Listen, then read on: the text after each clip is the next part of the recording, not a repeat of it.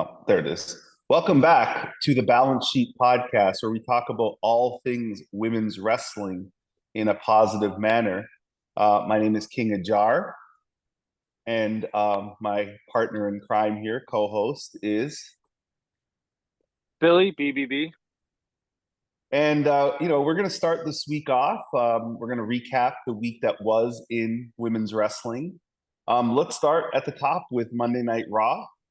Um, you had the Liv Morgan Rhea Ripley match finally kind of agreed upon. They will be fighting at Bad Blood for Liv's world title.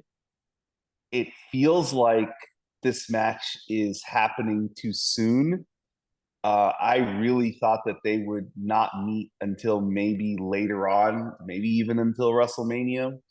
But they clearly, it feels like this feud, which is still very hot, isn't hot about the world title. It's hot about Rhea's revenge. Because if you watch the TV, one week Judgment Day gets the upper hand. The next week it's the Terror Twins. Then the next week it's the Judgment Day. Then it goes back to the Terror Twins. So it's like a hodgepodge, but I do feel like in this specific feud, the women's world title is not a central figure in it. And I would like to see the title be more of a focus because this feud is hot enough where you could make the argument they don't need the belt. It could be a blood feud. I mean, they've done so much to each other and they have caused each other so much grief that just like CM Punk and Drew McIntyre, they could have had this feud without the title and it would have still been a very hot feud. And I do think the title has been a little bit devalued in this specific feud, even though of all the women's feuds in professional wrestling, this is the one that definitely has the most eyeballs on it for sure. Yeah. What are your thoughts? Yeah, no, I agree completely. I've had a couple friends say that, it's kind of, not respecting what Liv and Rhea are doing. And that's not what I'm saying at all. I think I said a couple episodes ago, it's harder. There are less women ever who've gotten a feud as hot as this one than there are women who've held the belt. It's actually harder to do what they're doing than, you know, hold the title and have good matches with the title. However, because women get fewer opportunities, we always hate to see any of the women's belts kind of stagnate and not have a story around the competition it takes to win that title. So I don't think Rhea, Liv, you know, they're not devaluing the title, so to speak, because Liv is a great champion and she's shown to be a great champion. But the story is losing the title, and originally one of Liv's main things was taking the title, taking Dom, and it was about hurting Rhea, and it's turned into the I have Dom now, I have Dom now, I have your group now, and the title is at the bottom of that. So I had said a couple weeks back that you could have had Liv say, I'm not giving you a title shot. It's not happening. Forget you. And then give someone else a title shot, and then Rhea causes her to lose it, and then they move on. So I agree with you completely. I would like to see, you know, this title is one of the most important titles in women's wrestling. So they got a little bit back on track this week with Rhea even challenging for it or mentioning it like that she wants it, because they went about 2 or 3 weeks without even talking about that Rhea wanted it back. So um, I think the match is a little early. I do wonder if Liv is going to win and then going to say you're never getting another title shot again, and that's how they would elongate the feud. But if Rhea wins, kind of all bets are off. I don't think there's much more legs with the belt between the two of them if Rhea wins. So If you're gonna extend this feud, Raquel Rodriguez has to come into this picture yeah, because I Liv mentioned her for whatever reason. Liv just brought it up. Nobody asked her. She said, "Well, look at what she's done to Raquel, and look what she's done to me. You know, she deserves this." Raquel causing Rhea to not get the title. That would be great because you can spin Rhea Raquel off into a blood feud. They've done a lot of stuff to each other, or at least Rhea has done a lot to Raquel. Raquel being live part of the Judgment Day would freshen her up.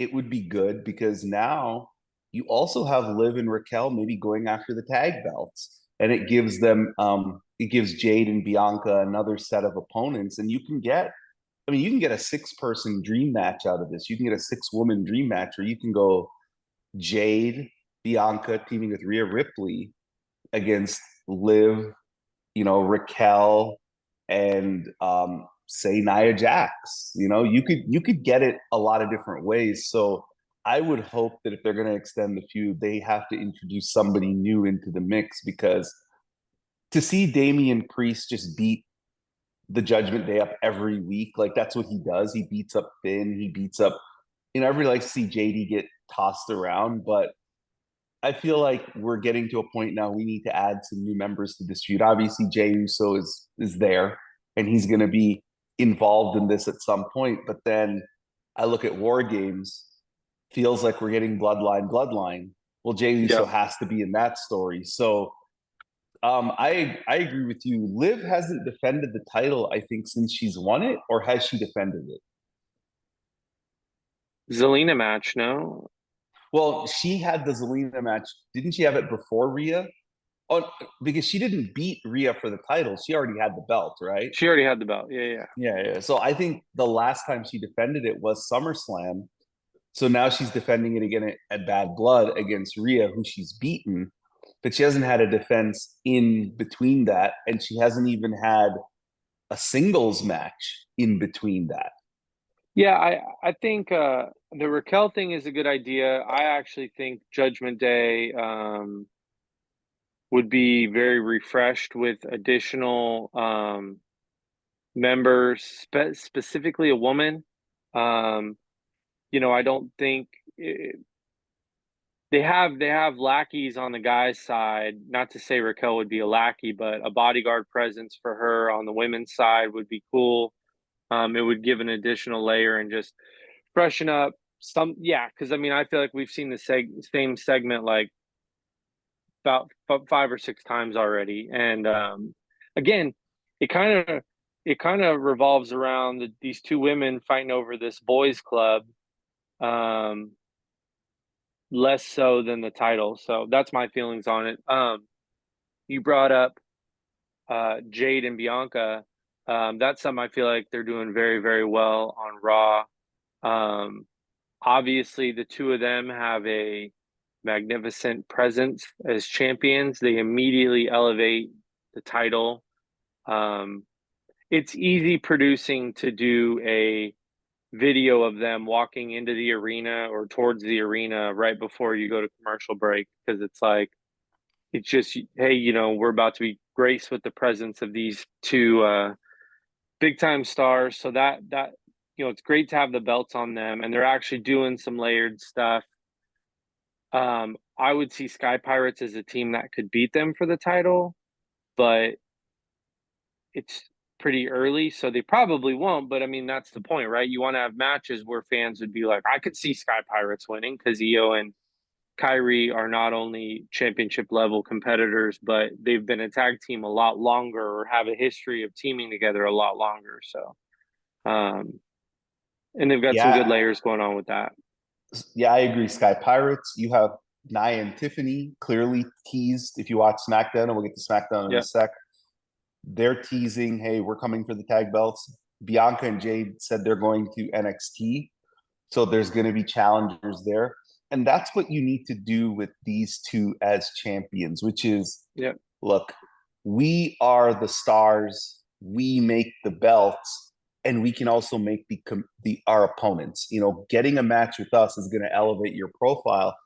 And I think they have a real opportunity to make those belts mean something again, and they need to be given a long run.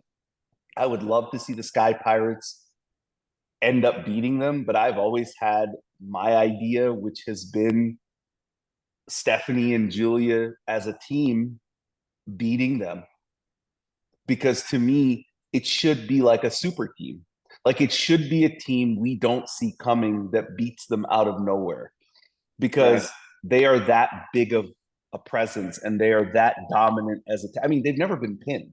You know, these two have never been pinned as a tag team.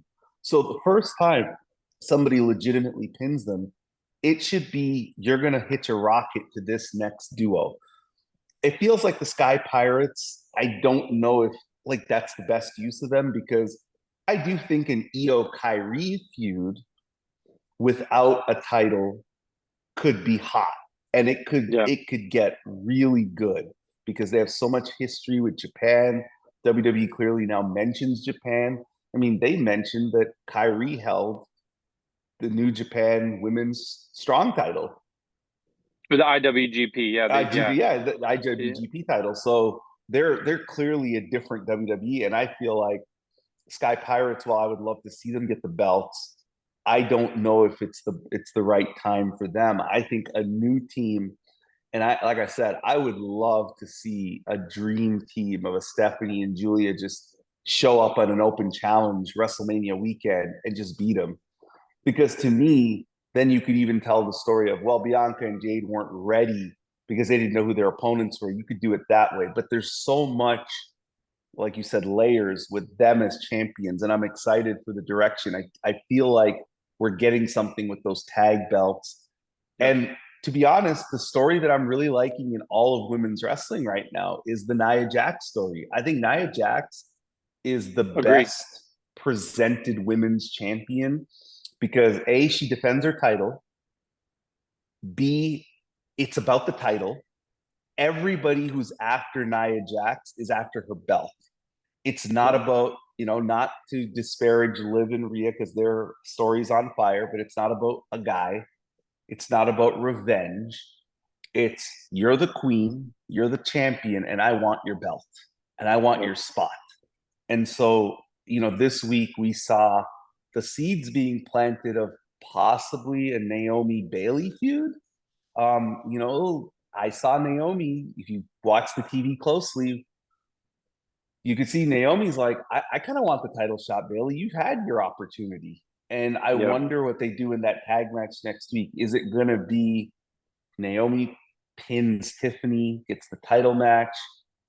Bailey accidentally costs her the title. Naomi turns heel. Because I don't think Bailey can go back to being a heel so quick because she was just a heel. I agree, but I will say, storytelling wise, Naomi and Bailey, and we know that nothing is by accident, especially with Bailey. Um, she turned up the annoyance dial a couple clicks on Friday. She turned up the kind of disparage, the cackle, um, little bit more kind of what she was doing when she was a heel. And she could very much be doing that because against Nia and Tiffany, she could totally get away with it. It doesn't change who she is as a character. But it does plant the seed of being like, is she going to be the one to turn on Naomi? And then Naomi's body language and all that. So it was well told where you kind of don't know which way it could go. But um, yeah, I just remember Bailey hit with like the stupid idiots line or something like that, and the way she Mm-hmm. said it, I was like, all right, that's a little pre babyface turn tone to it, but no, Another it's key. Go ahead, sorry. just gonna agree that I, I think what they're doing with Nia is the freshest title feud, and I'm not just comparing to Liv. We talk about AEW a lot. We'll get to that, but um, you know, telling a story that can span multiple weeks and or months, and directionally, you kind of don't know which way it's going yet. That's good for that belt, and it is centered around the competition for winning that title. So I'm a fan of what they're doing there, and it's good. It's especially well timed ahead of like a reshuffling of the roster because um, you don't want it to be like Bailey's just heading for an automatic loss because she's changing over to Raw or something like that. They're kind of creating some layers there for it. They told a very interesting story too. So Naya is backstage. Jade and Bianca are being interviewed. Naya shows up by herself. Naya shows up with Tiffany, sorry, and says something. If to Bianca and Jade, if Naomi keeps sticking her nose in my business, we're gonna get rid of her. Now, does Bianca and Jade interfere in that match to help Naomi get the pin? And what does that do? Because that is their friend, right? So they're kind of Right. interweaving everything now. Before Bailey was either with Michin or with Naomi, but when Naomi and Bailey were together, it's like Jade and Bianca weren't part of Naomi, right? Then she went to Yeah. Michin, then all of a sudden they went back together. So I wonder if this is part of it. Like, is are they going to bring Naomi as part of their tag team? Is it like Naomi loses, she has to go to Raw, but then Bianca and Jade can say, well, she's part of us, so she can now go back to SmackDown. Like, you can do this so many clever ways. And I like the fact that I'm intrigued and we're intrigued that we don't know where it's going to go. And I think that's what's really good. And look, I don't know when we're going to end up doing, or probably at the end of the year, our list of the top 5 women, et cetera, that in our opinion this year, Nia Jax has to really be given some strong consideration for one of the better female performers in the business this year, because she's been excellent in her role. I mean, she has been phenomenal since she's come back, but like since she won that Queen of the Ring, she has really caught fire. She I has mean, no. she really has, and I feel like that's what I want out of my heel champion. Like, she's dominant, she's arrogant, and I just want to see somebody knock her off. What is going to be a little disappointing is she's going to lose it in a cash in fashion, because that's clearly what this is going to be. I almost would love to see the Sami Zayn Gunther story with Nia Jax, where whoever the plucky underdog is finally gets their moment and beats the dominant champion. But it's not going to be that, because it's going to be Tiffany cashing it. Agree. I do want to. I'm gonna note something on that I forgot to say earlier, but and then I wanted to talk about Michin when you brought her up. Bailey again not being the best of friends. Michin getting a 2-on-1 scenario and Bailey didn't come and help her, which makes me believe that they're going to introduce someone else as Michin's friend. But we'll get to that in a second. Real quick on Tiffany, I agree with you that Naya. I'd love to see someone overcome her to beat her. However, they cannot call an audible on Tiffany because I will say I thought that Seattle crowd was a little weird, a little up and down. There were some reactions that were big, some not as big as I thought. I thought the bloodline stuff actually got a little like not as big of a reaction as I would have thought at some parts. However, between Nia, Bailey, and Tiffany and Naomi, Tiffany significantly got the loudest reaction. I agree Signi- with that. Yeah. Significantly. And it's not that Nia or Bailey or Naomi didn't get a big reaction. I'm saying that I was watching and Nia came out. Fans are obviously reacting to her as a heel. Bailey got a nice pop, especially compared to some of the men that did not earlier in the evening. But Tiffany got a big pop, like a Mm-hmm. noticeably big pop. So she's super over right now. It's not the first crowd that she's gotten a pop like that with. So um, That's the they problem. gotta they gotta pick the right crowd for that cash in. I would say the right amount of people in the crowd, right audience, because it'll be a moment. It'll blow the roof off To when to done right. me, where she needs to cash in, I know she can't hold the belt that she can't hold the briefcase that long. But I always thought the best place for Tiffany to win her first title would be not this upcoming WrestleMania in Las Vegas, but the next one in Minnesota, which is her hometown. But I Uh, think when they have a Raw or a SmackDown in Minneapolis, that's where she should cash in, because that will be the loudest pop, because she's the hometown girl. But you are correct. After Rhea Ripley, I don't know of a woman on the WWE roster that gets the consistent pops that Tiffany gets, other than maybe Bianca. And and Bianca, it's they love the EST and they cheer for her. So those are the three women that when I watch the reaction always seem to get the biggest reactions consistently. But Tiffany and Bianca are like neck and neck. Rhea is one.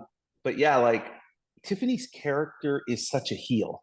Like she's such a heel. Like Right. everything about her screams, bougie, obnoxious, that type of character.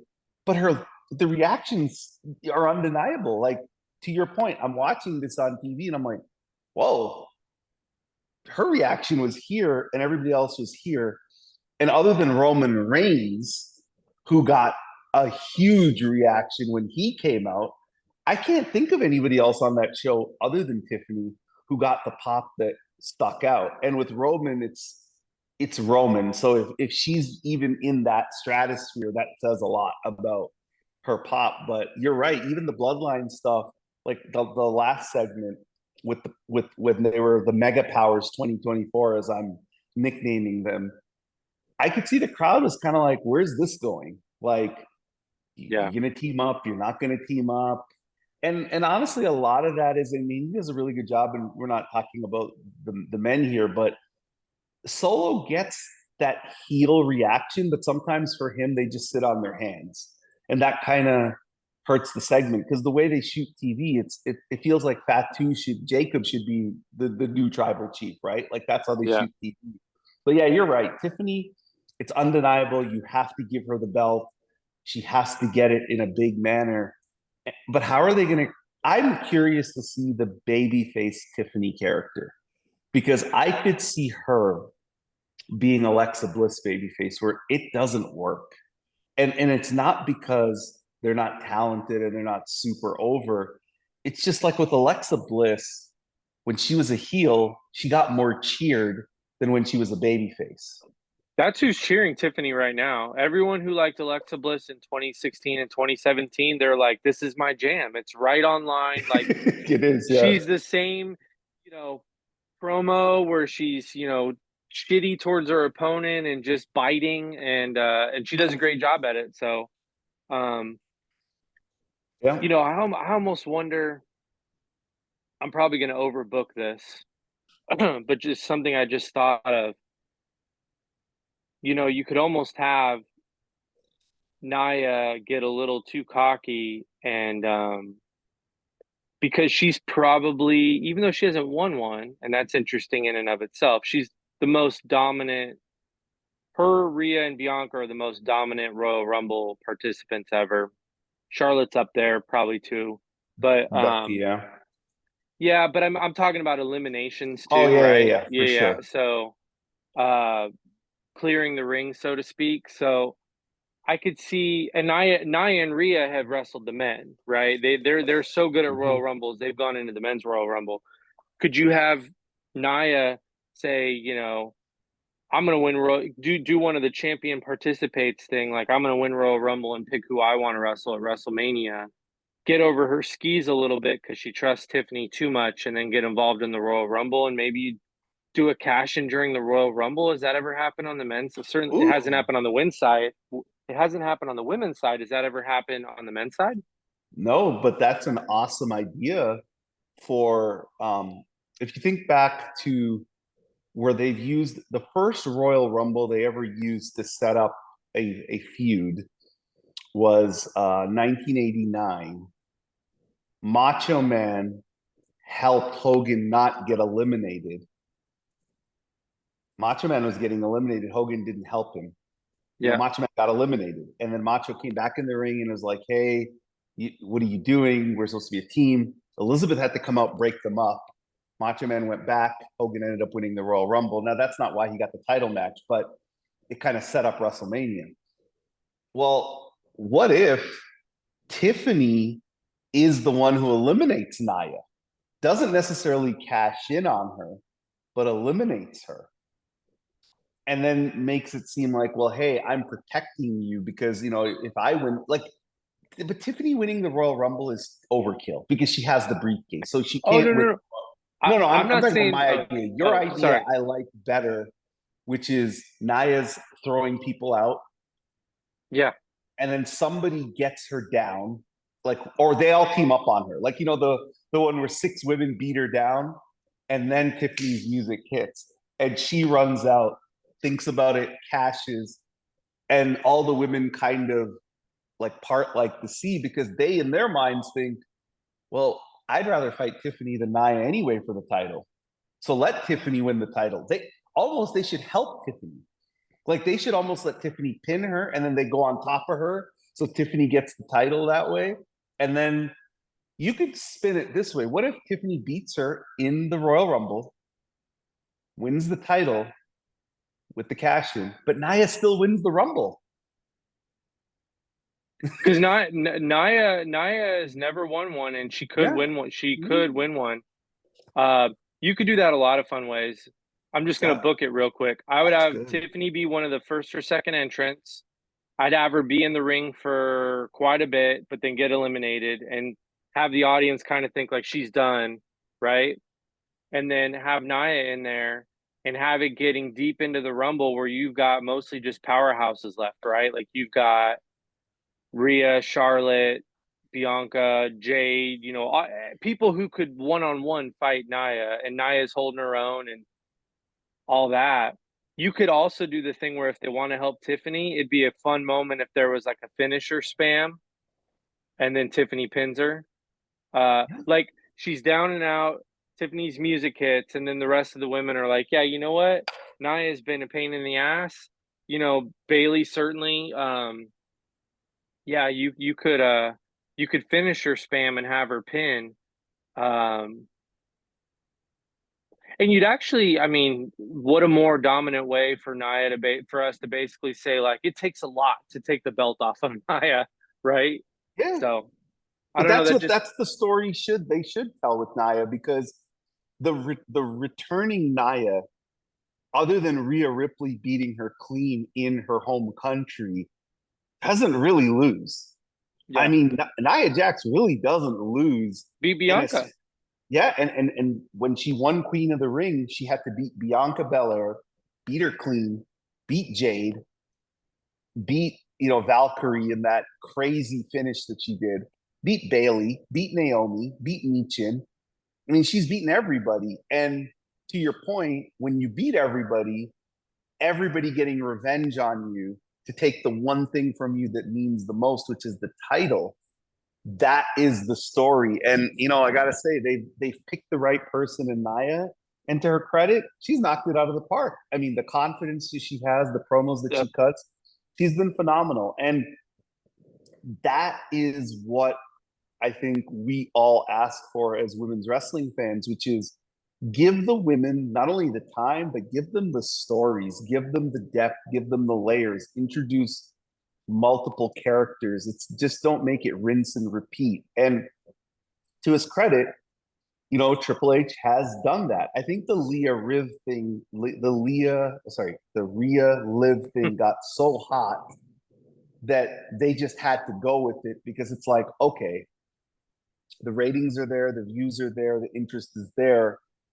Oh, but the title not being as important, we'll let it sit here and bring the title back up. And hopefully with this match they have for the next couple of weeks leading into Bad Blood, it's about the belt. It's about the belt. It's not about Dom. It's not about anything else. Rhea's like, I never lost the belt. You injured me. I had to give it up. I want it back. Liv is like, well, you know what?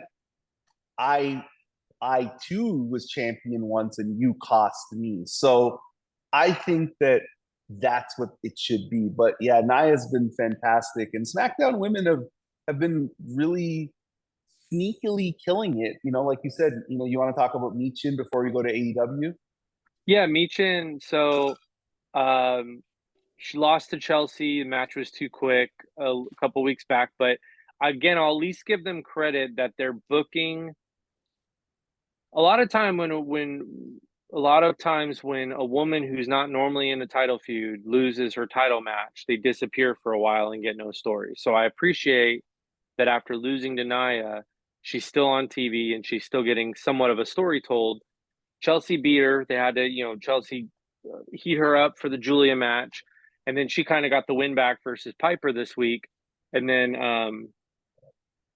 the double team that she succumbed to and the trash can spot again. I joked that you would think Bailey would have come out to save her there. And the only reason I could think of that Bailey didn't was because they're going to tell a story where Michin has to go get backup. Um, she's back and forth between NXT quite a bit, so I'd presume that she could go get backup from NXT, and we could have something play out there. I would guess Jada, because I think like on social media and stuff, there's been some like seeds planted on tweeting back and forth to each other when Jada got attacked by multiple people. So maybe they kind of help each other out on each show. Be a great way to introduce Jada to the main roster audience. I don't foresee Jada being someone who will stick in developmental for a very long time. I think that she's got the kind of presence um, that they'll get her on main roster pretty quickly, especially because Roxanne will likely lose the title to Julia or Stephanie. And then the other one is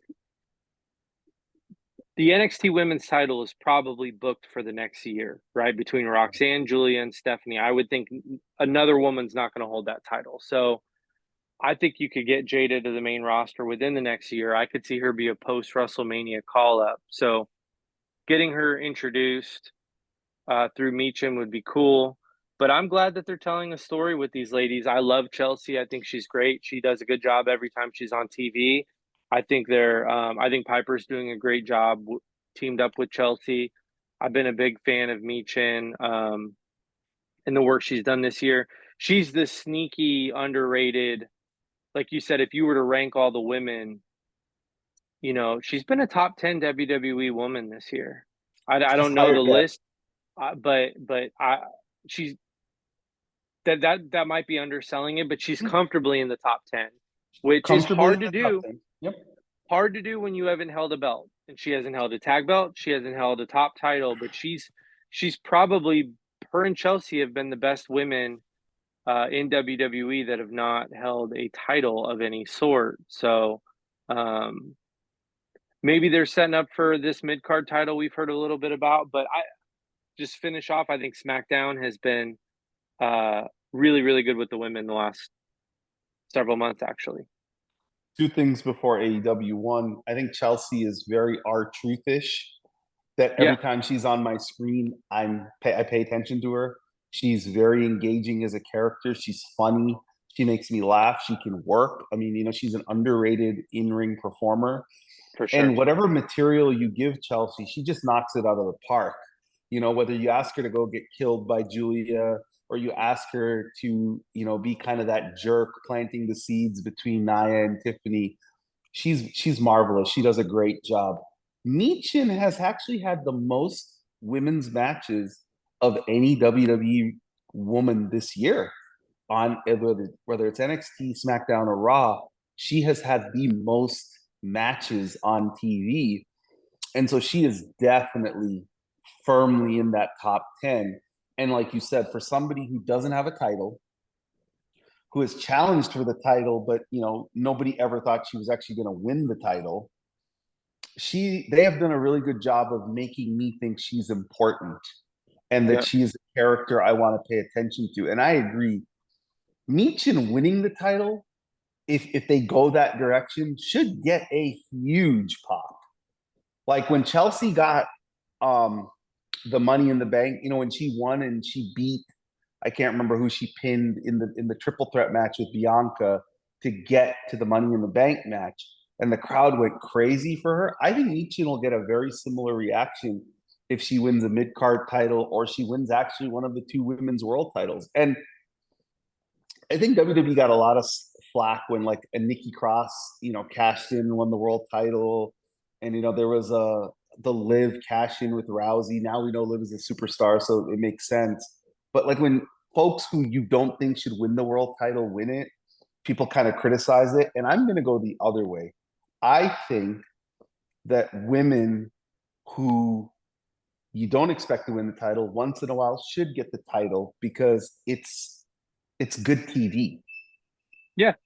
Well, and ultimately, when to me, anyone who wins the Money in the Bank, who wins the title through Money in the Bank, they could lose their title to anyone because they won it in a grand fashion, but they didn't climb the mountain necessarily to win it.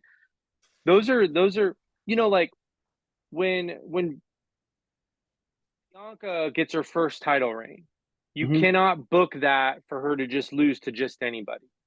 Yeah. When um when Rhea is the most dominant person maybe in WWE besides Roman, you can't just have her lose to anyone, right?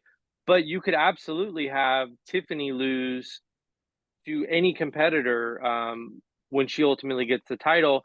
You could have her lose a surprise, kind of like when Jinder Mahal was champion. Anyone Mm-hmm. could have beat him. It just didn't happen for a while, but like made it feel like the title was on the plate for everybody, right? Yeah, no, and that's Um, and we're gonna go to AEW now, but when the previous known as Sasha Banks held that belt, whatever belt, singles belt she held in WWE, you always thought she could lose the next match because she actually did on Raw, yeah, right? Like almost every yeah, she always did lose it, but then that's why the Carmella feud worked so well with the FKA Sasha Banks because remember that episode where they did the contract signing and then all of a sudden they go, well, we're going to have the match tonight. And then you go on Twitter that day, it's like, oh my God, they're going to make her lose the title already. People got scared. And then yeah, that's why that segment drew such a high number because there yep. was people who believed, oh, she's going to lose the title tonight. Title could change, yeah. Yeah. And so you're right. I think that's a good piece of business that they need to start leaning into a little bit more because now with Triple H, if you win the title, you're not going to lose it for a while. You're just not going to lose it for a while. Every single one of those titles is I think the lowest is like 4, 5, 6 months. It feels like Bailey, with everyone. I think it was Yeah, Bailey. and that was still 4 months, solid four Yeah. months. Yeah. Mania to SummerSlam. So Um, Go ahead. AEW, you Yep. want to go AEW? Okay. So we got to be honest here about AEW. This week they had the Mariah May Queen Aminata match. Excellent TV match. I highly recommend everybody go watch it. Queen, she's hard hitting. I mean, she is She a fierce slugs. competitor. She slugs. She's a superstar in the making. And they're telling the story with Maya wanting Nina to come back to her for the celebration, and that seems like the main woman's story they're gearing up. But I gotta say, for a women's division that going into the England show, which I guess is all in, is that what the All England in. show Yep. is called? All in? They Yep. were white hot. I mean, they had three hot kind of feuds. I know Britt Mercedes towards the end, by the time we got to the match, was a little stale, but I thought the contract signing stuff was good with Britt and Mercedes, and they had enough teeth to their story where they were hot. Chris and Willow were starting to cook. Mariah and Tony were full fledged meal. I mean, they were the hottest thing. I feel like AEW's women's division has been a little stagnant since the Chicago pay per view. Like we got one of the best women's matches of the year in Chris and Willow, I think and I the didn't, yeah. yeah, and I didn't see a follow up. And Mercedes, beat one of the AEW pillars in Sheeta. She's off TV now. Could be because of rest, and she's worked a lot of matches, and kudos to her. She deserves it. But no mention of Sheeta. And I think right now we're in a place with the AEW women's division where, if we're being honest, this is a crossroads for them, where they gotta heat it up pretty quick because, unlike WWE, Tony doesn't have a history and a legacy of really pushing the women as equals to the men. I know people criticize the current direction of Triple H and all the women don't get enough time, but Triple H has a history of always spotlighting the women. He Mhm. does. Whether you want to give him the credit or not, his NXT days, his early main roster booking days, what he's done with Liv Rhea, what he's done with Bianca, What he did with Bianca Becky, what he did with not what he's doing with Naya. He brought her back. He is clearly behind her. Tony doesn't have that history, and Mercedes going to AEW, it did make him focus on the women more. You can see it by the television time they get. But I feel like right now we're back in that space where are they even going to be on this week? If they are, when are they going to be on? How long are they going to get? I feel like we're back in that realm where we're getting close to it. And I think part of it is because if we're honest, it feels like the Mercedes character in AEW is a little flat too, if we're being honest. So you and I message back and forth about this Mercedes character. First of all, I'll agree with you. There's a lull right now in kind of where AEW is at. I think the schedule doesn't do them any favors to go all in, all out. The Grand Slam show here up in 2 weeks. They did a great job blowing off the Mariah Tony feud at All In. They did a great job blowing off the Willow Stat feud at All Out. So all that's great. They landed both of those planes perfectly. Mercedes had 2 competitive matches on both of those shows. They weren't quite to the level that we were looking for from either one of them. They weren't bad matches. If anyone tells you that they were bad matches, they're severely biased. I would actually say the Sheeta match was going very, very, very good until a little bit sloppy at the end. It's a good match. I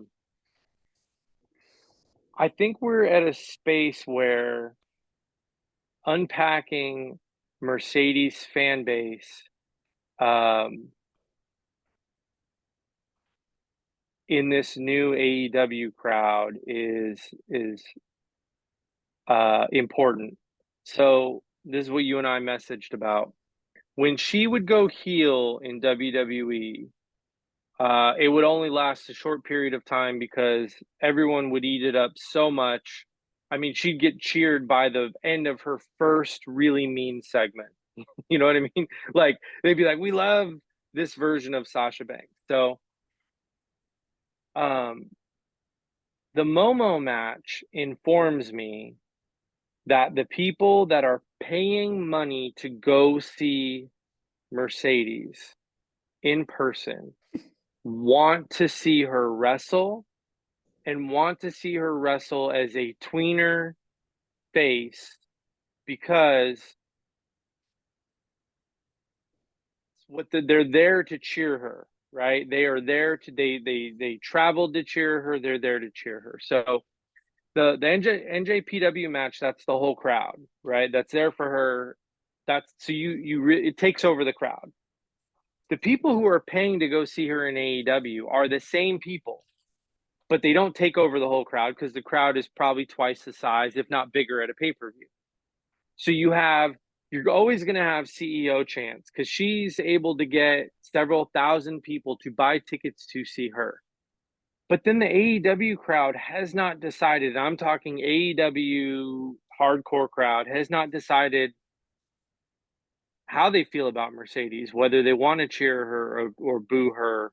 And so some of the TV segments get caught in this no man's land. And I would also state that I think the ratings are showing that people want to see her as a tweener face type. She was getting segment growth in almost every segment she touched, up until about midway through the Brit feud. So Willow feud, Stephanie feud, the first face off versus Brit all had really, really good growth. And then we got stuck in this thing here where one, she hasn't had as many announced segments where people could, time themselves to try to tune in for her, but also it just doesn't seem to be the numbers don't show that it's resonating the same. And our very first episode was talking about how she draws numbers, and people could say that we're overly fan types, but we're also going to be honest when the data says the other thing. Even if we don't like it, she's not quite getting the pop on TV numbers that she was getting. So part of that could be the schedule. I mean, All In to All Out is again like a weird schedule, and it doesn't really give time to tell a story in between. And unlike Willow and Stat, she had to go from an All In story to an All Out story. So some of that might have gotten a little lost, but I don't know. I'm interested to see what she comes out the next time she's on TV and the angle that they go with her. So a lot of other people who host podcasts like we do have routinely said that Mercedes slash Sasha Banks is a terrible baby face and she's better as a heel. You know what really hurt Mercedes? That Britt Baker is not a good baby face.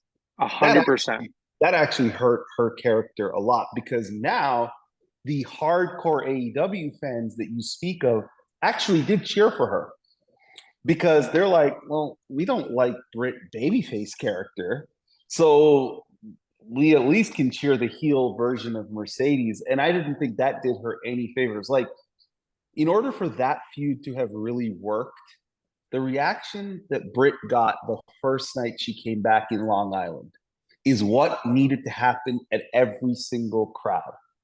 Right. But when we got to Nashville and she fought Sheeta, it was already gone because that was a 50-50 crowd. And everybody's going to say, oh, well, of course, because Sheeta is a pillar too.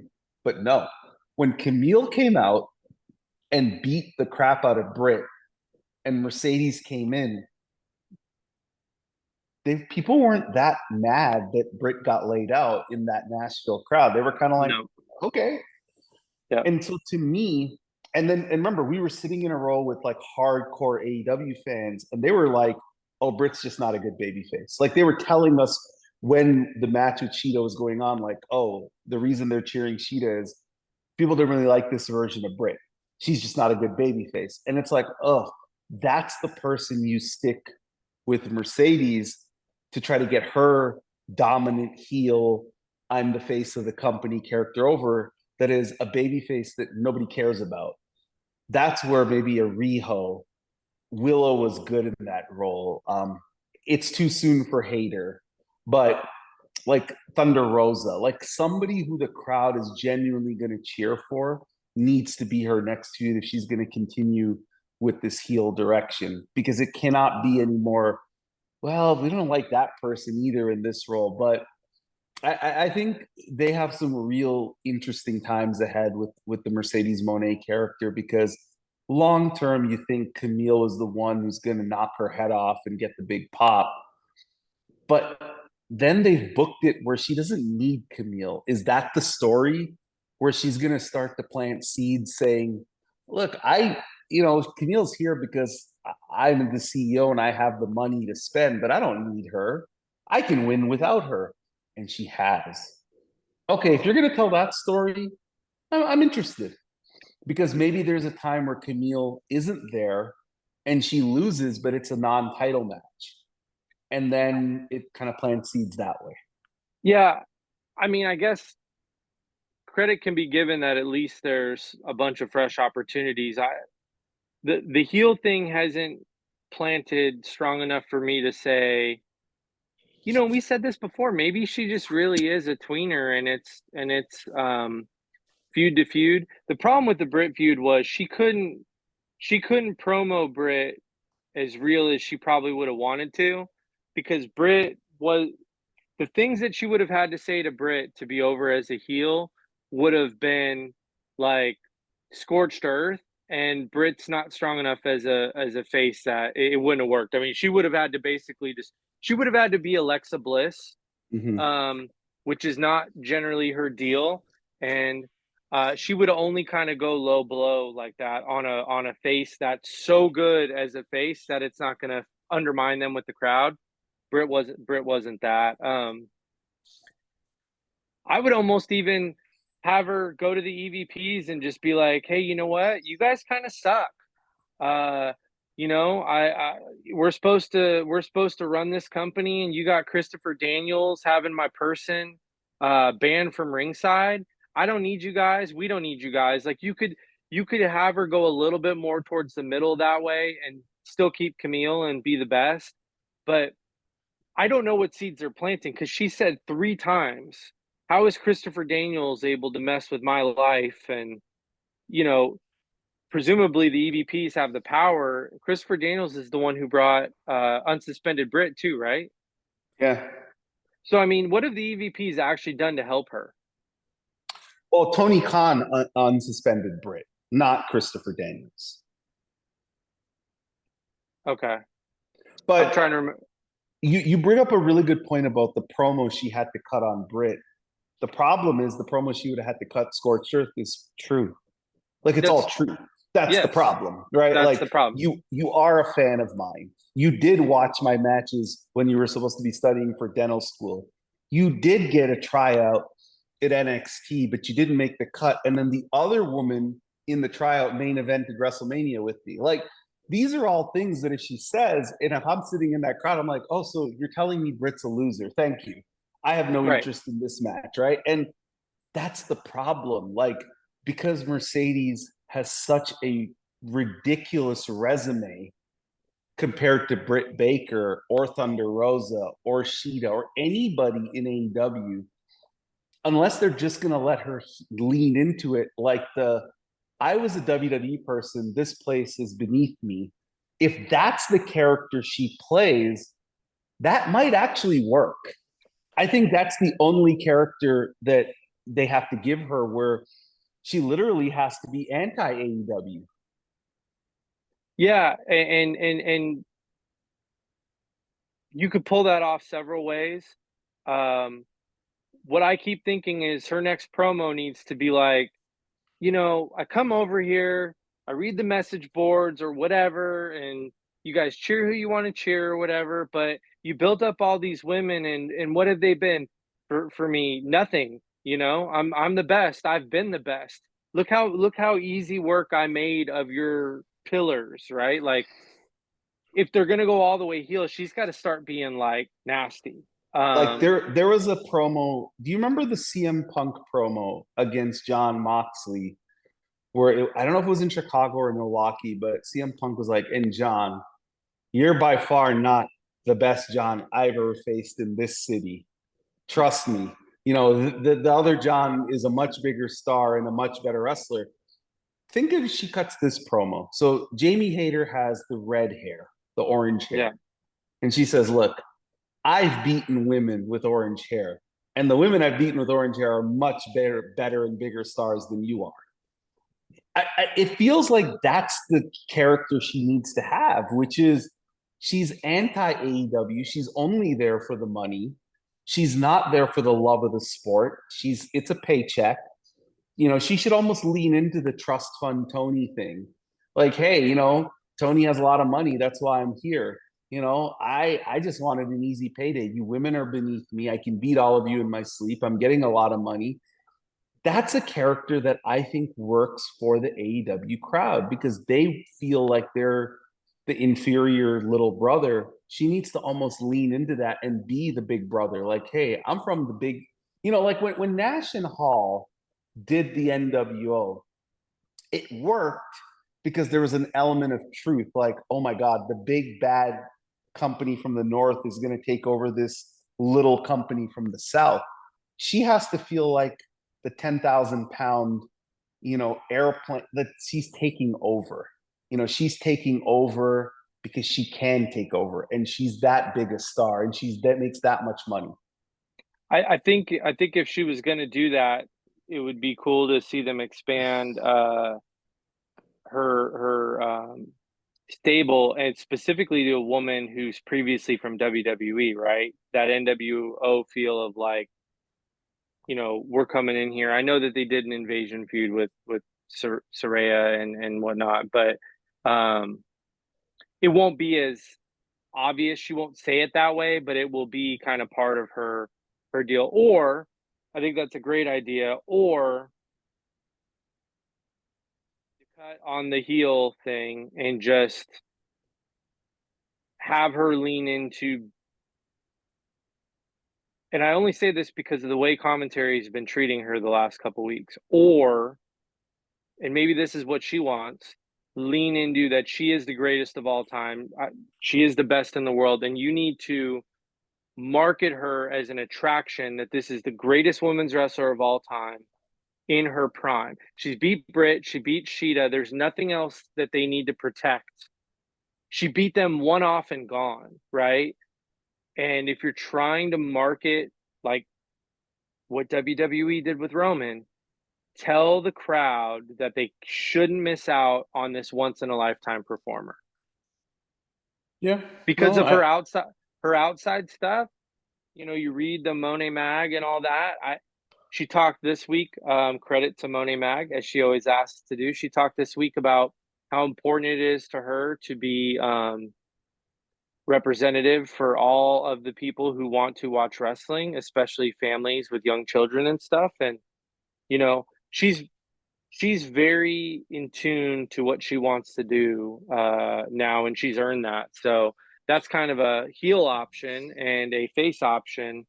And if they're going to kind of keep her in the middle like this, I think they've got to cool it on the AEW women for a while, and they've got to bring in a couple of more overt heel women for her to wrestle against in the coming months. The Momo match worked in a way the Stephanie match didn't, because Stephanie is a little bit badass, and though she did use heel tactics in the lead up, Stephanie did not try to cheat in that match at all. So it kind of turned into a gladiator, best of the best match. And some people chose Stephanie and some chose Mercedes. And then the Boston thing happened and they all went Stephanie.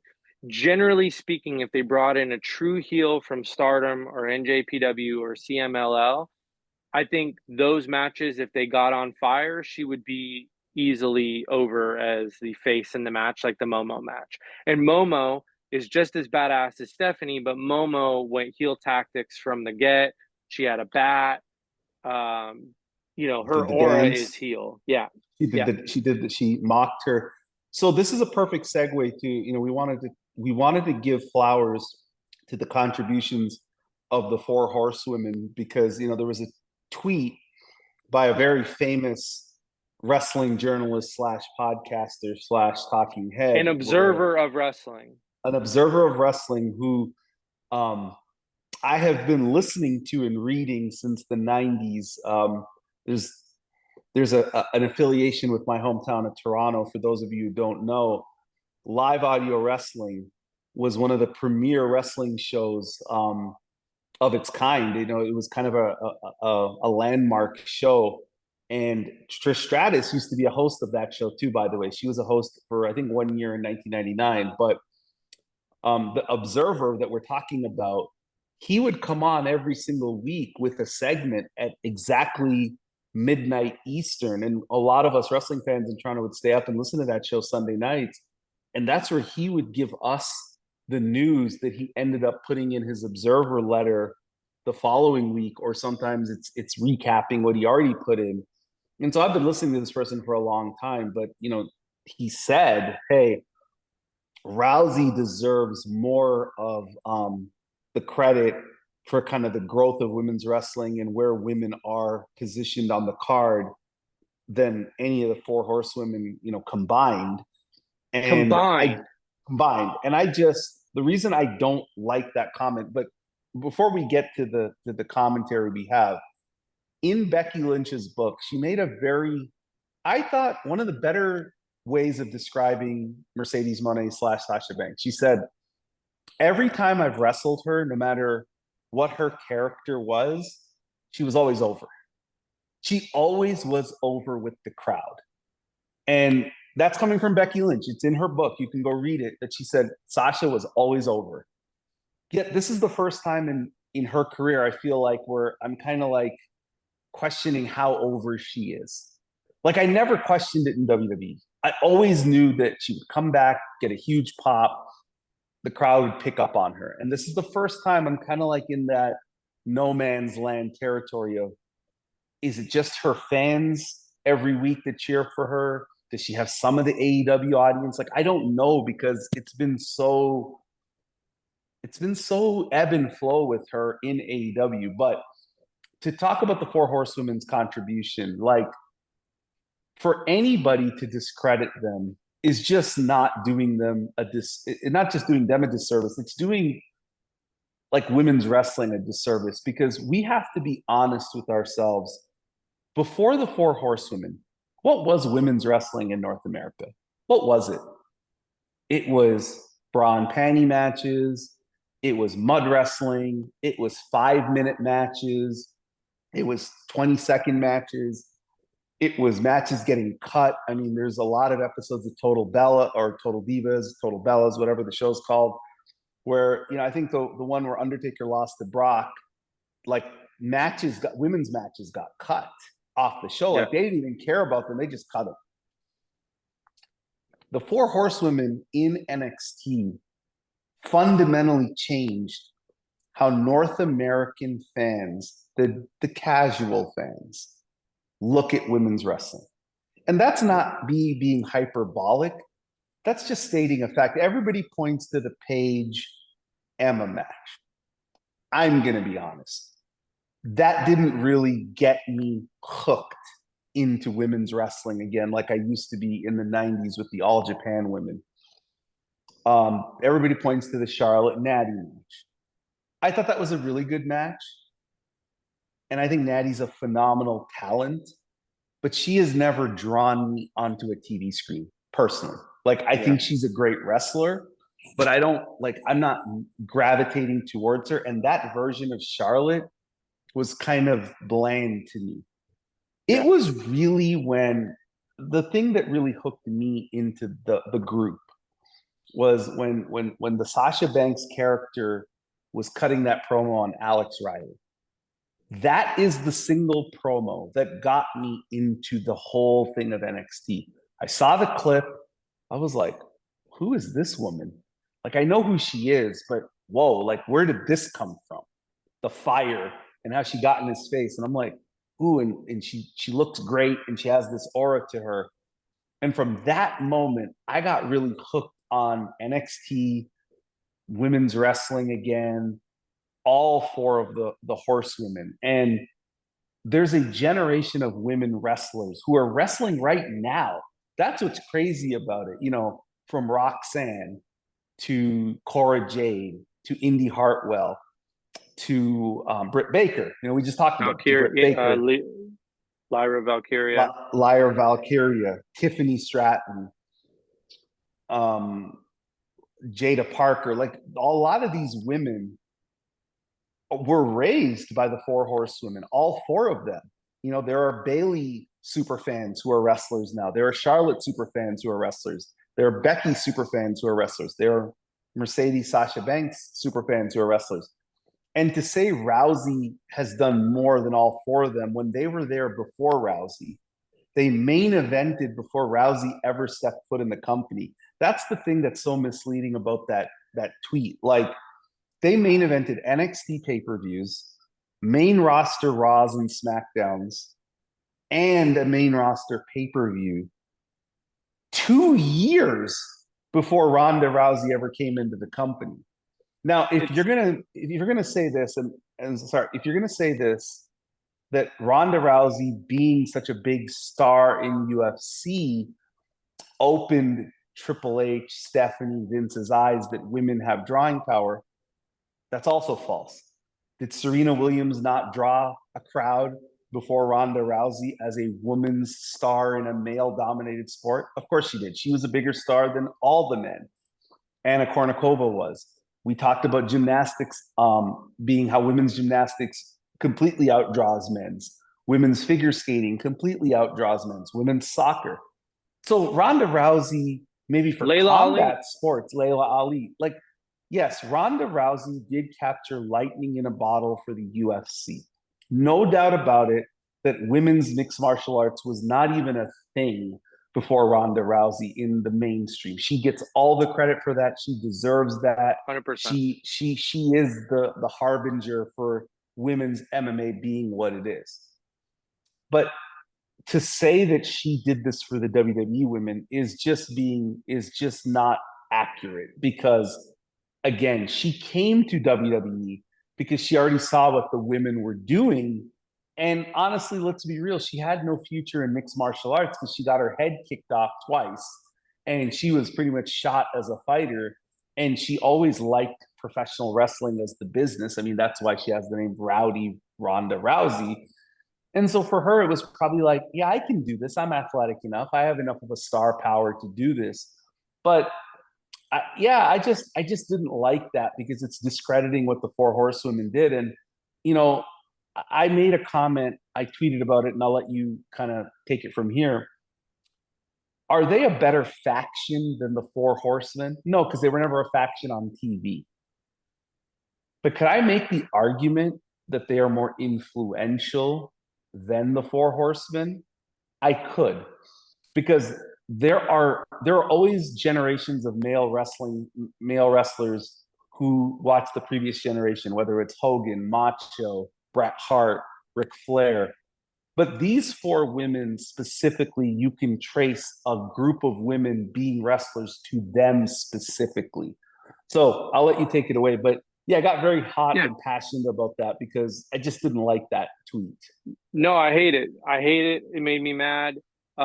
People, we've gotten to this world now that opinions have become so bad, right? The internet allows everyone to have an opinion, and we've turned this into that. Well, everyone has their own opinion, and this, that, and the other. Opinions can be wrong.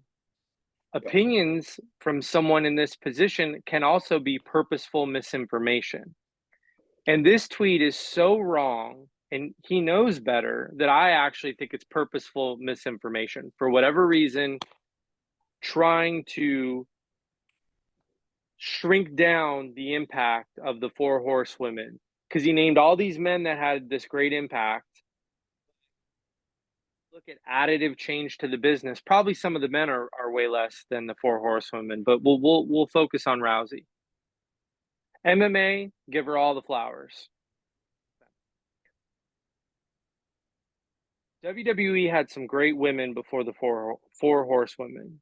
Obviously, Trish, Lita. Even right before, you had AJ Lee, the Bellas, and Paige, and you not Naomi's been around since longer. So it's not discrediting those women, but as we're specifically talking about the way women are presented, and if Ronda Rousey even fits, those women that predated the four horsewomen had to wrestle a certain way. Even when they got a match that wasn't a, bra and panty match, they had to wrestle with hair pulls, hair throws, very limited on actual moves. And when they would do a move, they would actually be reprimanded for it. There are several books that will tell you of this. Mercedes has talked about it on a couple podcasts, that they were originally, when she got to FCW, being taught hair pulling and stuff like that. AJ Lee talks about it in her book. They had to wrestle a certain way. The Bellas have talked about it a lot in public. So you're telling me that Ronda Rousey would have even thought of signing with WWE if she's not allowed to wrestle, right? Like, so that's exhibit A. It wasn't even a company she would have even thought about until the four horsewomen changed the landscape. Sasha Bailey Brooklyn proved that they could have the best match on the card. Whether it main evented or not, they could have the best wrestling match on the card. Also, the best wrestling match of the whole year in all of wrestling. On every continent in the whole world, that was the best match in the whole world, right? By some publications. Followed it up with one of the best matches in the world. Went to the main roster, crushed it there. Main evented Raw, main evented Hell in a Cell. Main evented a show against the Eagles Packers Monday Night Football game that drew more. Okay, so this writer observer said that Ronda was so impactful because she got them the Fox deal. That's not true. Fox did like Ronda, but they were buying a whole package. But I'm going to go ahead and say this. More people watched Sasha Charlotte feud than any single Ronda Rousey match in the history of WWE. That's a fact. Yeah, that is a fact. Yeah. Their ratings never touched Sasha Charlotte accomplished on that main event match. So many people watch that match that I don't think they've ever hit that viewership number for a Roman Reigns Tribal Chief segment. I don't think they have. It was a gigantic number. It And was like yeah, 3.07 million. Yeah. even if Roman had beat that number, that's not the point. The point is that one of the bigger audiences, twice the size of what they were drawing with Ronda, visually watched them main event a Raw and saw women wrestling in a way that completely broke all the mold on the way women were expected to wrestle. And she wasn't even signed yet. So that's what helped create this landscape that a real MMA star could sign and fit into. And it was created by the four horsewomen. Early on, it was really Sasha and Bailey and Charlotte. And then once Ronda was signed, she didn't outdo Becky Lynch in any one thing ever, not in merch, not in ratings. Becky was the hotter act the whole time. The only feather in her cap she has over the four horsewomen is that she main evented Evolution. However, Nikki Bella is just as much of a star as any one of them are singularly, like to the mainstream. So Ronda wasn't going to main event Evolution against a no name. So you got to give Nikki some credit for that as well. Um, yeah, it's an asinine comment. No, I'm not even going to pile on and say Ronda was a negative to the business, but to women's wrestling, she certainly derailed several things that should have happened instead. Did she help with the Fox deal? Sure. Well, guess what? The Fox deal's over. Ronda's gone. And did they not just leverage a bigger contract? WWE's a machine, and women are part of that contract. Mercedes Moné just got the biggest women's wrestling contract, bigger than Ronda's in history, in the Little Brother. The Little Brother program just shelled out money than any women's ever been paid for one of the four horsewomen. And Becky So, could get paid, and Charlotte could get paid, and Bailey could get paid. Ronda couldn't get that contract now, by the way, with either company. so November 30th, 2016 is when Sasha Banks then beat Charlotte Flair in Charlotte against Packers Eagles Monday night. 1 month later was Ronda Rousey versus Amanda Nunes in Vegas. Pretty much the match that effectively ended Ronda Rousey's MMA career, right? She lost in like Yep. 45 seconds. And so when WWE signed Ronda, people make it like Ronda was like Floyd Mayweather when he came in versus the Big Show, where he was the undefeated champ, just had the record-setting pay-per-view deal with De La Hoya, and he was hot. Right. Rousey was very cold. She was seen as a has-been, a washout. She came out. She got the initial reaction of, "Oh my God, Ronda Rousey's in the WWE ring." They overdid the story where they had ESPN and all these people cover it. But after that, was she ever was she ever worth the money they paid her? Like, you could make a case that if she never signed with WWE, they would be exactly where they are, or they could be better because maybe Mercedes Moné is still Sasha Banks in WWE. Maybe there are other women who would have gotten spotlight, who could have gotten over quicker, who could have become bigger stars quicker. Like, they didn't I don't think Rousey's WWE career was much of a success, and here's why. Never got the Becky match. That's a Right. disaster, right? Like, that's just a Right. disaster. Never got the Asuka match. Like, if you go back and remember when Asuka won that Royal Rumble, the one Rousey debuted at, and then there was a time, I think, at the Survivor Series where there was something where Rousey stuck her hand out and Asuka smacked it away. It's like, I'm not shaking your hand. We never got that match. Like, we got a lot of Rousey Charlotte. We got a lot of Rousey Alexa Bliss. We got a lot of Rousey Nia Jax. we got very little Rousey and Becky Lynch, which is really the if let's say Rousey ended up going to fight Becky at the Mania, the main event, singles match, and put Becky over clean without that weird crucifix finish where Rousey's shoulder was up, but they still counted. And Becky beat her clean, like armbar submission in the middle of the ring, clean. Rousey tapped out, and then she left. I would have said money well spent because now you've cemented a big star.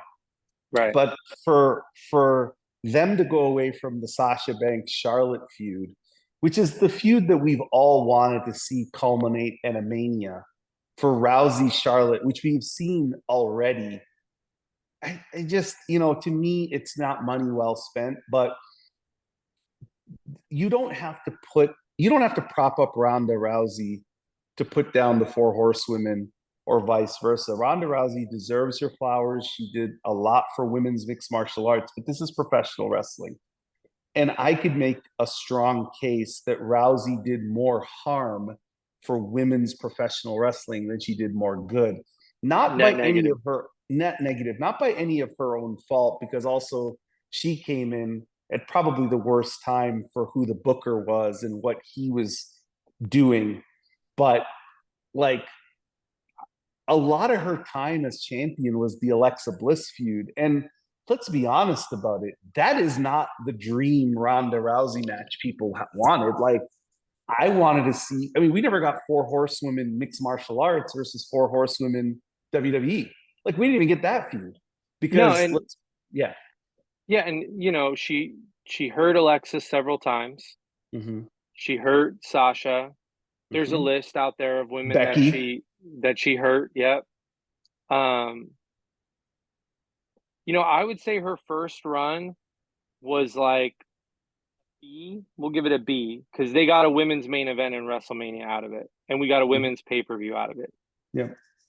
The in between was again women getting hurt, matches we wanted to see.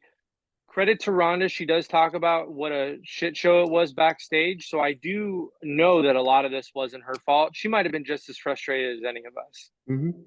However, her second run is in D at best, maybe an F.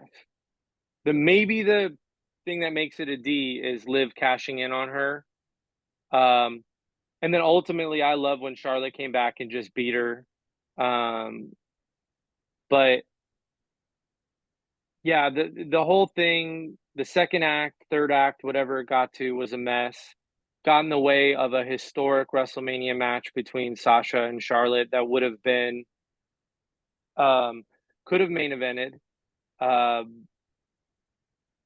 They were talking about Charlotte and Ronda main eventing, and there was such little momentum behind that match. It was originally going to main event, and there was such little momentum. I think it went like death spot, didn't it? Third from the last or something like No, it that. was it was right before Stone Cold and Kevin Owens. It was. Or Okay. was it not? Maybe you're right. No, I think it was third from. I think it was Stone Cold something, and then them. But that proves our point, which is we don't even know where it was on the card because we didn't care. And in And it that wasn't a same good match. and in the same card, you got Becky Bianca, which tore the house down. I don't know if it was the next night, but Becky Bianca was an amazing match, and Charlotte Rousey was not. Now I know everybody's gonna say, well, they had that street fight after that was amazing. They had that street fight that was really, really good. But again, I was already turned off by that whole feud that at that point, I really didn't care. And you're right. The highlight for me was Rousey getting her head kicked off by Charlotte and losing the belt right away. Like, to me, that was the best part of her whole run. I think also giving her a Rumble win just to give it to her was such a waste. Like, there are Such so a many other waste. women who could have benefited from that kind of rub. Look, I am not a believer of the WWE should never sign outside entertainers to come in and do this because look, whether we like him or not, as an in-ring performer, Logan Paul has been fantastic. I mean, Logan Paul has been great as an in-ring wrestler. Bad Yeah. Bunny was absolutely fantastic. And for people, again, observers who write newsletters, actually said nobody knows who Bad Bunny is. Why is WWE spending all this money signing this person when Out he's of only, touch. I don't know, the most streamed artist in the world and he sells out stadiums? And I know this for a fact. I have friends, women friends of my ex-wife who are huge Bad Bunny fans who bought tickets to WrestleMania in Tampa because they couldn't afford Bad Bunny concert tickets. So they bought WrestleMania tickets to see him in person because they got closer up for much cheaper than if they actually went to his concert. So for anybody to say, like he was a bad signing is just, like you said, out of touch. Ronda Rousey is actually one of the few names from another world that I think didn't work. Like I think Logan Paul has worked. I think Bad Bunny has worked. I think Floyd It didn't Mayweather. match the hype. It did. It didn't match the hype. Yeah. Um, you know, you touched on it a little bit, but um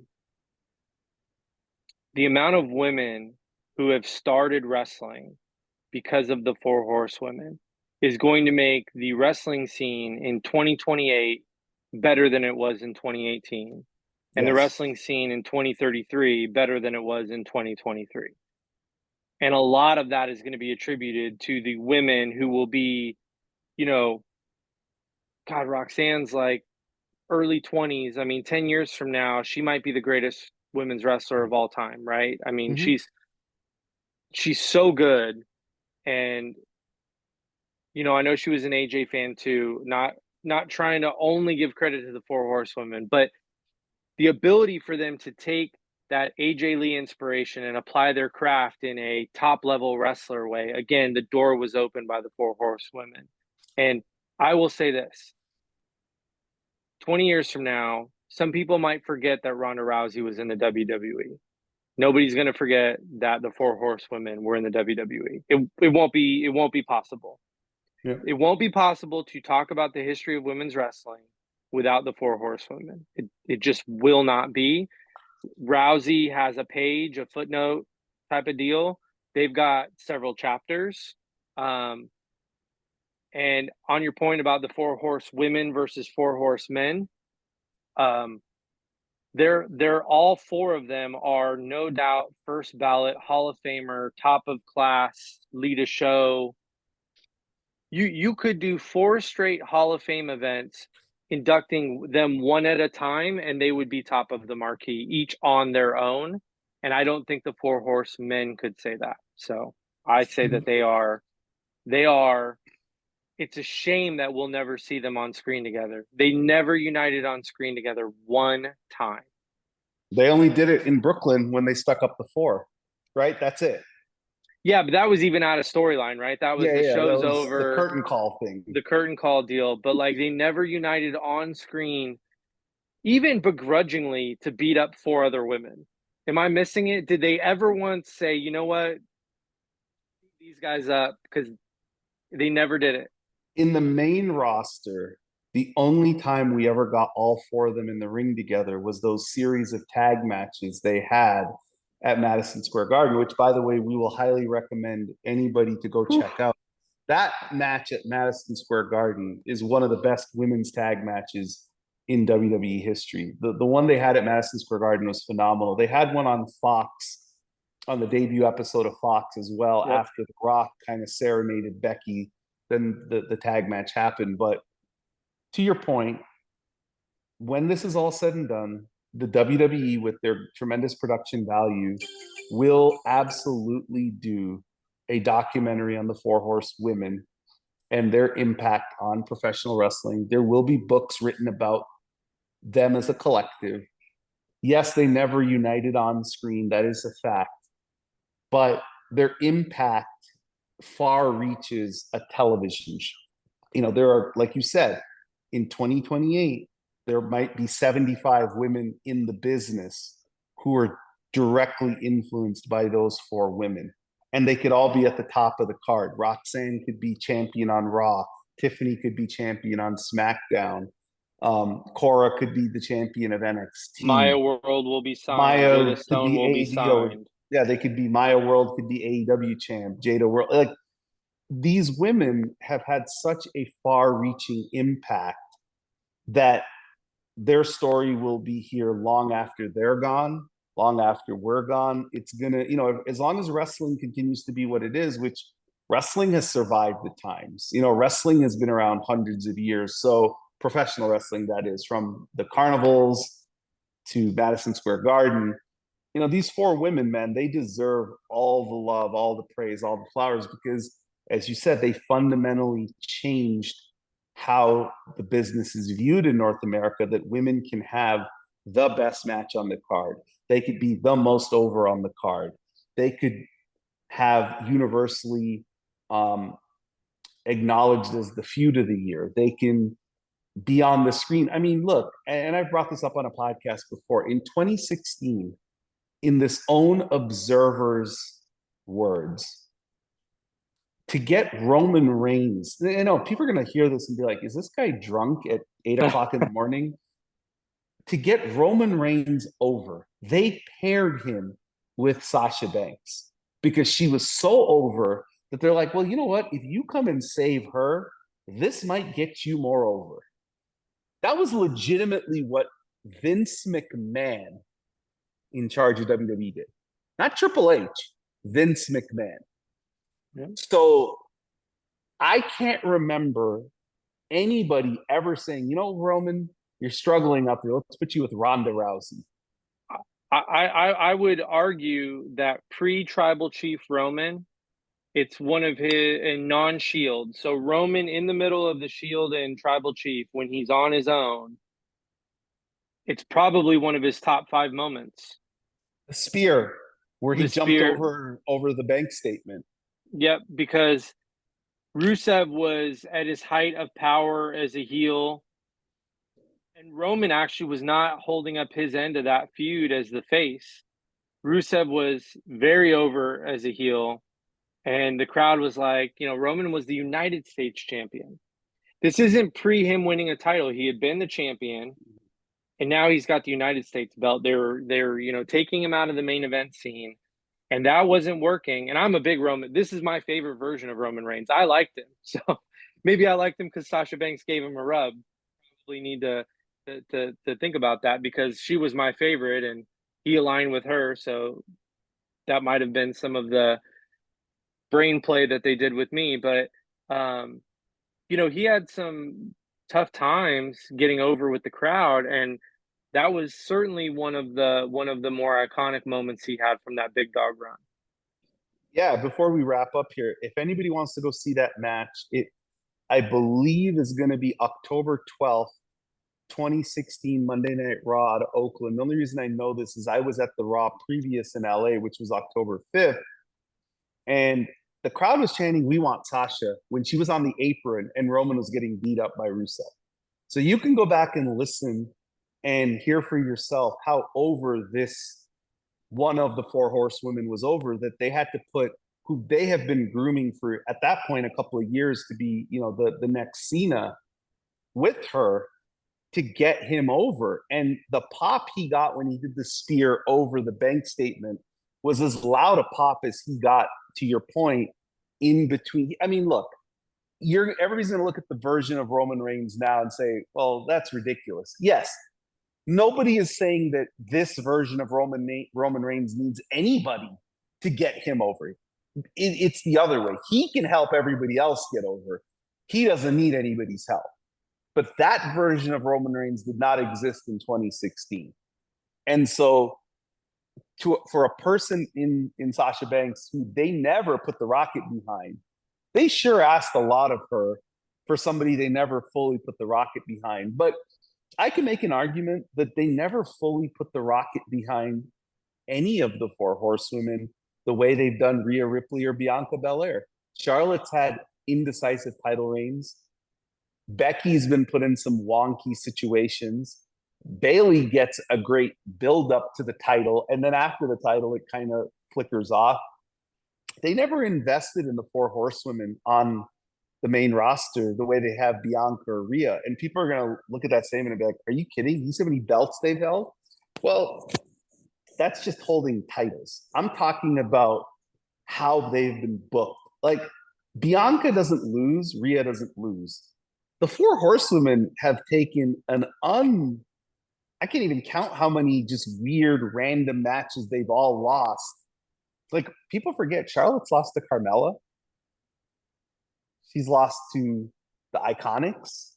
Becky's lost to damn near everybody on the roster. Bailey, Sasha, they've all lost. So Sasha for them, lost to everyone on the roster. yeah, literally, she's lost to everybody. So yeah, I think that for their influence to get the next generation to want to be professional wrestlers, to be women wrestlers, is going to be their long-term legacy. And that's just simply something Ronda Rousey can never say. I don't think there's any women professional wrestlers who say, yeah, I want to be a professional wrestler because of Ronda Rousey. Are there mixed martial arts women who want to be that because of Ronda Rousey? I'm sure there are. But even her MMA career, and this is just as somebody who watches MMA, she's not going to be seen as one of the top three women fighters of all time. She's going to be seen as the biggest draw, and that's important. She's the female Chuck Liddell or Ken Shamrock. Yeah, right? yeah. I mean, Chuck Liddell was the guy. Yeah, the Iceman. He drew, and him and Tito, that feud was incredible. Chuck Liddell probably wouldn't even be a top 10 light heavyweight. Even the prime version of him would not be a top 10 light heavyweight right now because the game has evolved so much. Now, if he teleported him in, the game's passed him by. If he grew up in this game, I'm not saying he wouldn't have had the skills. I'm just saying the game moves quickly. MMA evolves quickly. And Ronda got surpassed by a peer, right? I mean, Amanda Nunes is clearly ahead of her. Oh, yeah. Amanda Nunes is the best women fighter of all time. So legacy is a draw, certainly there. I don't know that women's MMA is bigger now, though, than it was. It's not. So how lasting is that impact? Because in wrestling, it's bigger than it's ever been and continues to get bigger because of the four horsewomen and the generation that's followed them. So again, it's not to crap on Ronda Rousey, but it's like she did not build this house. So we're not putting her name on the deed.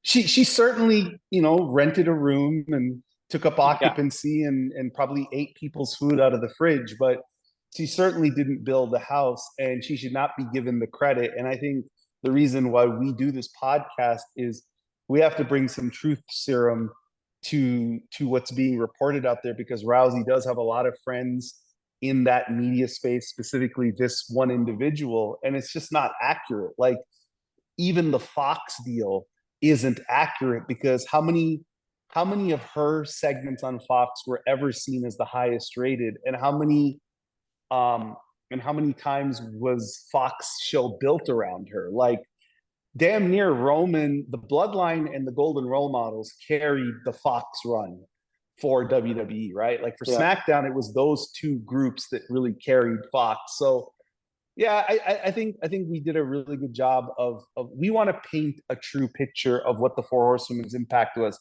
and they deserve our love and admiration, like they deserve every women's wrestling fan, because they are a special, unique group of women. We might never see the four women that talented come together at the same time in the same company and build something the same way, because it's already been built now by them. Yeah. So it's never going to be needed again. So yeah, I think we needed to just paint that picture. So I think that brings us to a wrap for this week. Yeah.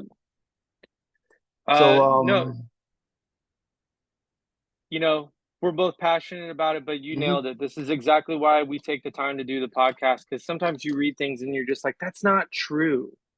It's not true.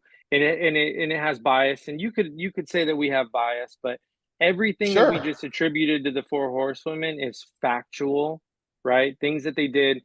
There's There's their own statements, there's statements of their coworkers, um, and just the proof is in the pudding on the way women are allowed to wrestle now, the time that they're given, which is still not enough, but certainly a big expanse because of it. So hopefully,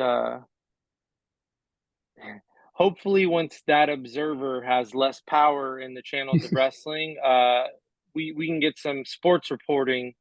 Yes. I'd love to see wrestling have more thorough reporting and less wrestling journalism is like backstages in wrestling. Everyone has an angle. Everyone's trying to fight for their own TV time or uplift their own person or whatever. Everyone has an agenda.